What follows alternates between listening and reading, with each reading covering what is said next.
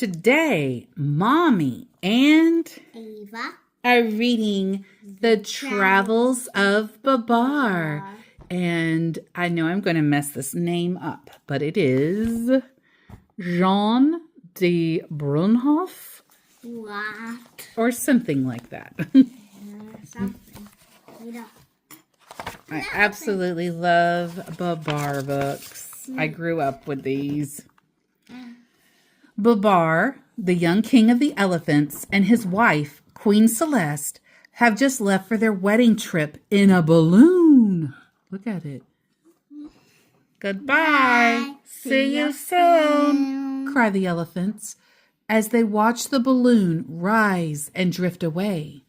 Arthur, Babar's little cousin, still waves his beret.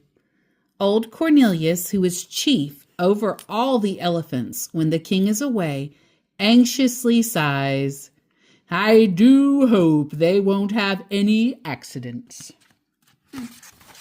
Especially on their honeymoon. I hope they have fun. Jeez. Yeah.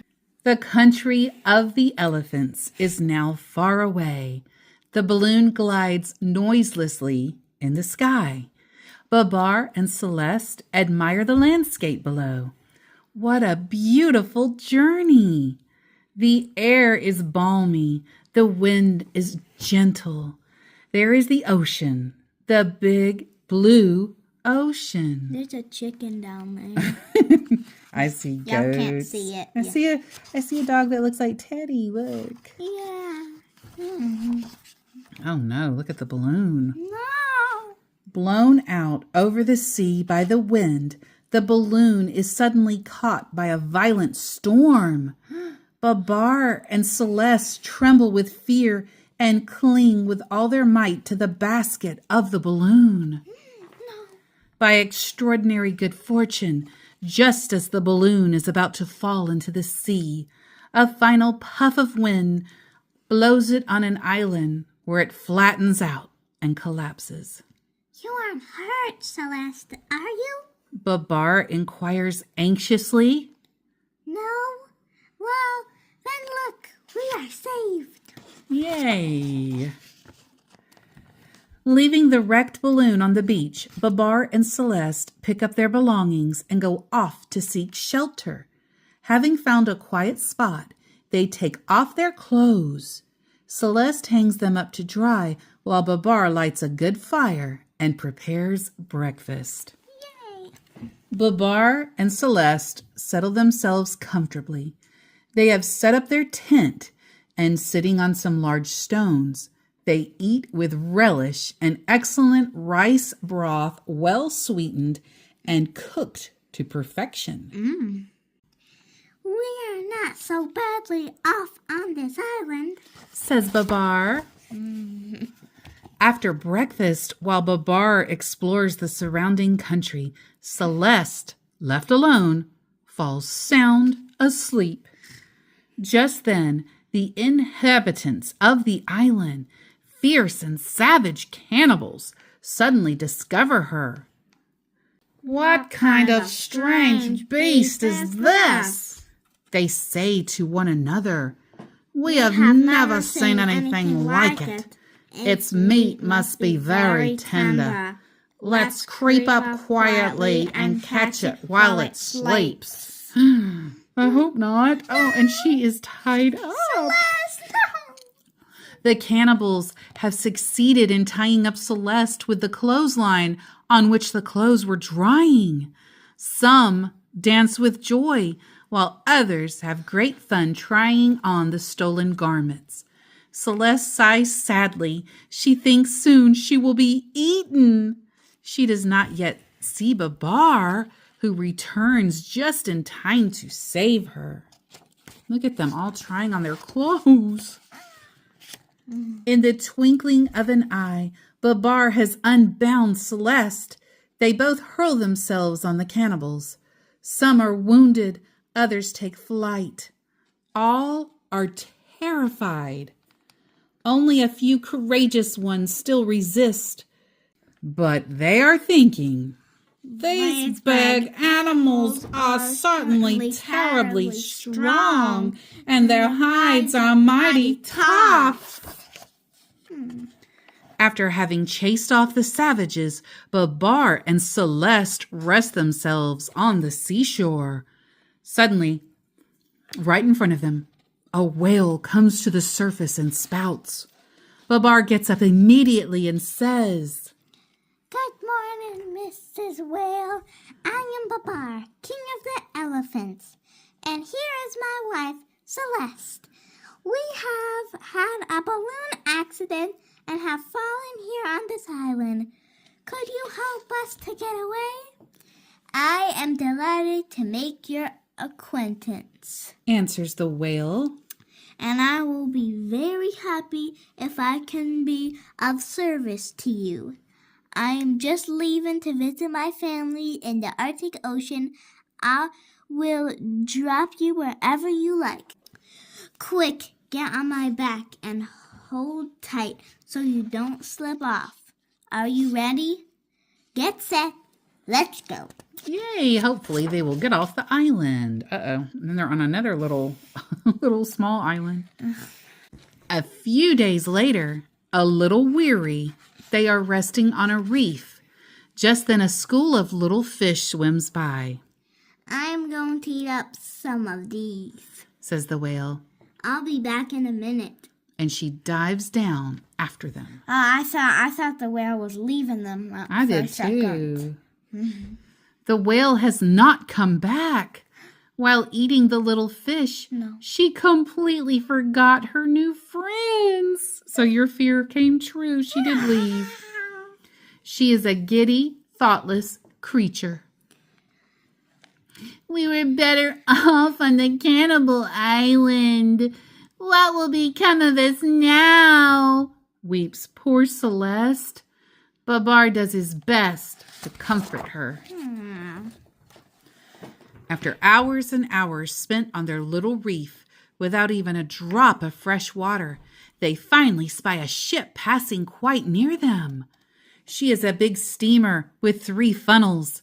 Babar and Celeste call out and yell as loudly as they can, but no one hears them. They try signaling with their trunks and with their arms. Oh, will they attract someone's attention? They have been seen. A lifeboat rescues them while the excited passengers all watch. That's a big boat. That's a ship. That's not a boat. That's a big ship. A week later, the huge ship steams slowly into a big harbor. And well, it's huge, not big. That is huge. All the passengers go down the gangplank. Babar and Celeste would like to follow too, but they are not allowed to. They have lost their crowns during the storm, so no one will believe that they are actually king and queen of the elephants, and the captain of the ship orders them locked up in the ship's stables. What? They give us straw to sleep on? Cries Babar angrily. We are fed hay as thought we were donkeys? The door is locked. I've had enough of this. I'm going to smash everything.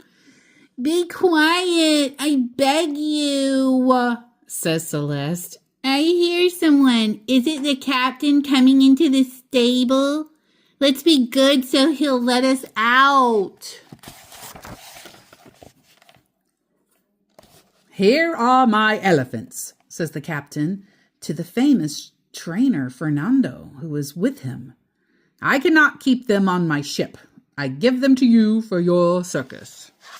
No, please. Fernando thanks the captain and leads away his 2 new pupils. Be patient, Babar, whispers Celeste. We will not remain long with this circus. We will get back to our native land again somehow and see Cornelius and little Arthur. They have the little collars on them. Now, just at this time, Back in the elephant's country, little Arthur has had a mischievous idea. While Retaxas, the rhinoceros, was having a quiet siesta, Arthur tied a big firecracker to his tail without waking him. The firecracker explodes with a terrific bang, and Retaxas leaps up into the air. Arthur the scamp laughs until he nearly chokes. It is really a very mean trick. Retaxas is furious. Cornelius, very worried, goes to find him and says, "My dear fellow, I am so sorry. Arthur will be severely punished. He begs for your forgiveness." "Get away, old Cornelius," grumbles Retaxas. "Don't speak to me of that scoundrel Arthur. You elephants may think you have made fun of me, but just wait. You'll soon see." "What will he do?" wonders Cornelius. "I feel very uneasy. He is revengeful and mean. Ah, if only Babar were here." Oh, they're in the circus. But Babar is now far away playing the trumpet while Celeste dances in Fernando's circus. Are they going to stay there forever? I hope not. One day, the circus comes to the town where Babar, when he was young, had met his friend, the old lady. So at night, while Fernando is in bed, Babar and Celeste escape and go to find her, for he has never forgotten her. Babar finds the house easily and rings the bell. The old lady awakes, puts on her wrapper, steps out on her balcony and calls, "Who's there?" "Babar and Celeste," they answer her. The old lady is overjoyed. She has really believed she would never see them again. Babar and Celeste are happy too, for they will never have to go back to the circus.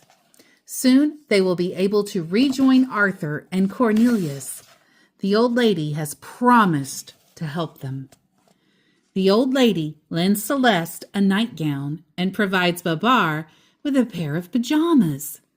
They have just awakened after a sound sleep. Now they are having breakfast in bed, for they are still quite tired after all their adventures.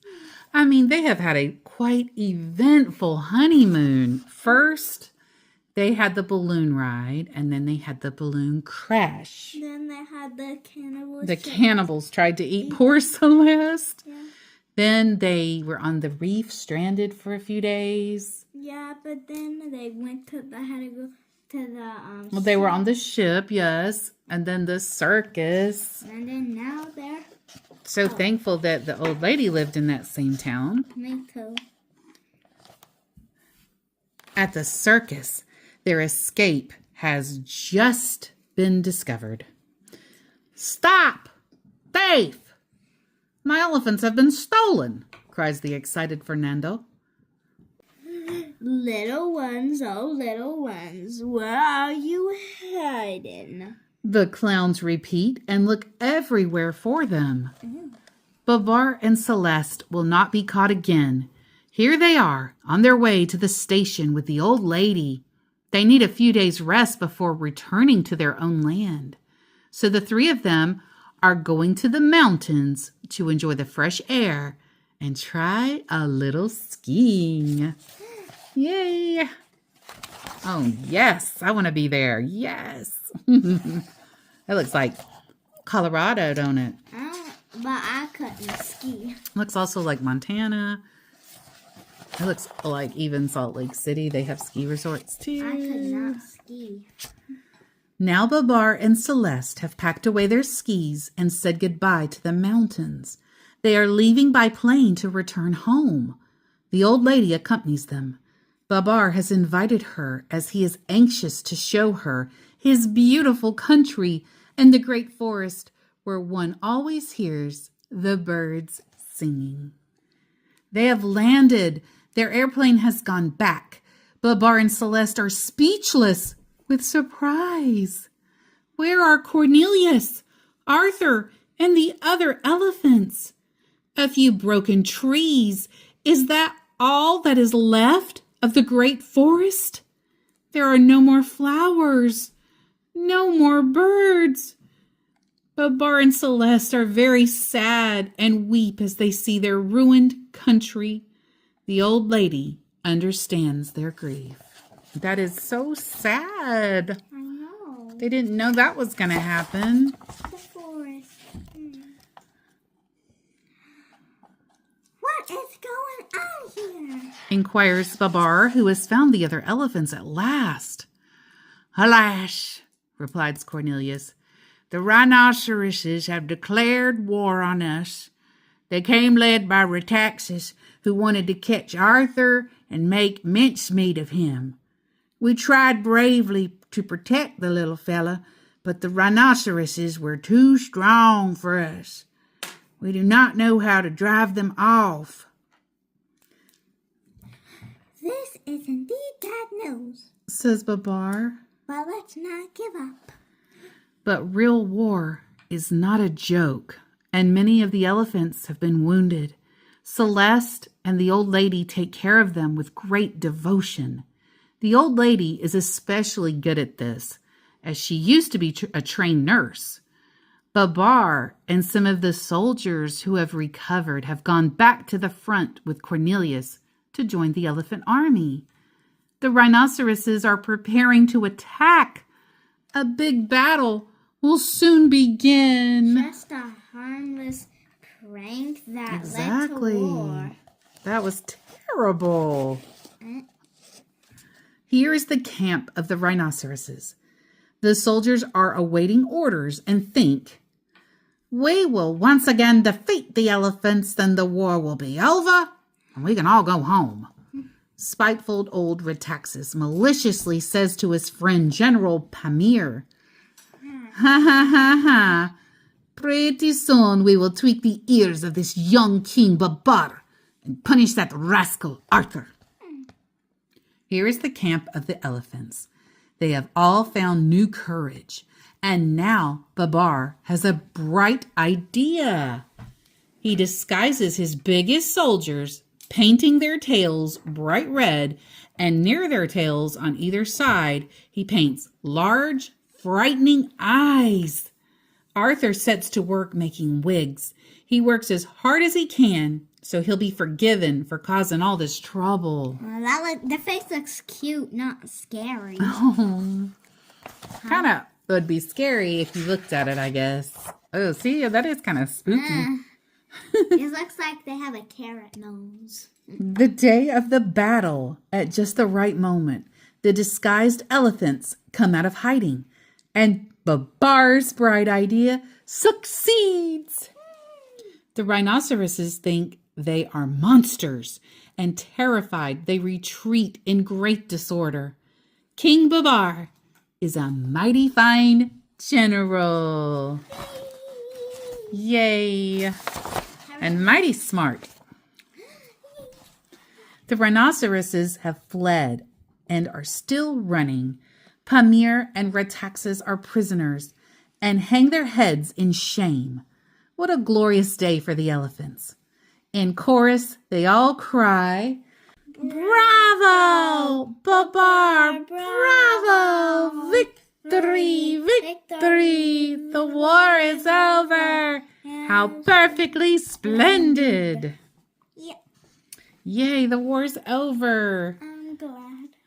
The next day, before all the elephants, Babar and Celeste, having put on their royal garments and their new crowns, reward the old lady who has been so good to them and has cared so well for the wounded.